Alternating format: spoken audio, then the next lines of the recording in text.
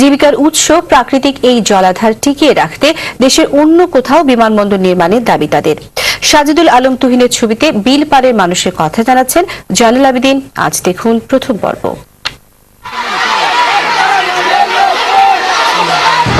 এই সমাবেশ কোনো রাজনৈতিক দল কিংবা সংগঠনের নয়, আড়িয়াল বিল ও তার আশেপাশের এলাকার গণমানুষের। যে মানুষগুলো ঘরকন্যার কাজে ব্যস্ত থাকার কথা, তারা নেমে এসছেন রাস্তায়।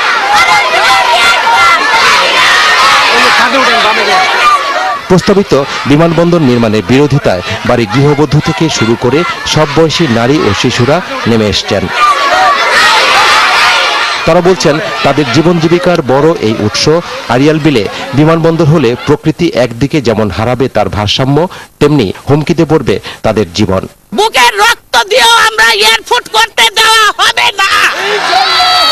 জীবন দিব, রক্ত দিব, তবু আমরা এয়ারফুট করতে দিব না। এই আন্দোলনে এগিয়ে পুরুষ ও যুবারা।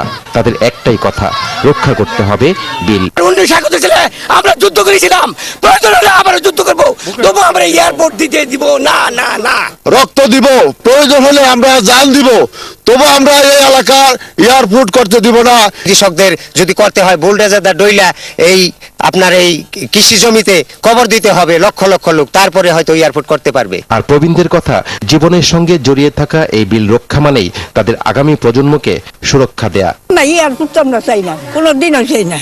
বহু দুঃখের সম্পদ দান দিবার প্রস্তুত, এই সম্পদ দিবার প্রস্তুত না, এয়ারপোর্ট চাই না।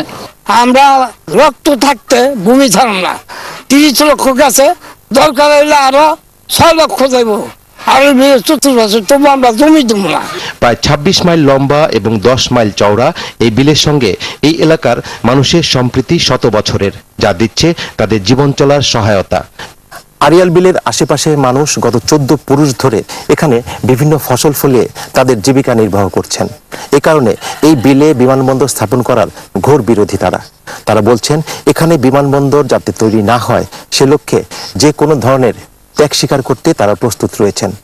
স্থানীয়রা বলছেন, সরকার যদি এখনই এই বিষয়টি আলোচনা করে প্রয়োজনীয় উদ্যোগ না নেয়, তবে যে কোনো সময় এই এলাকায় আইনশৃঙ্খলা পরিস্থিতির ব্যাপক অবনতি ঘটতে পারে। জয়নাল আবেদিন, RTV, আড়িয়াল বিল, শ্রীনগর, মুন্সিগঞ্জ।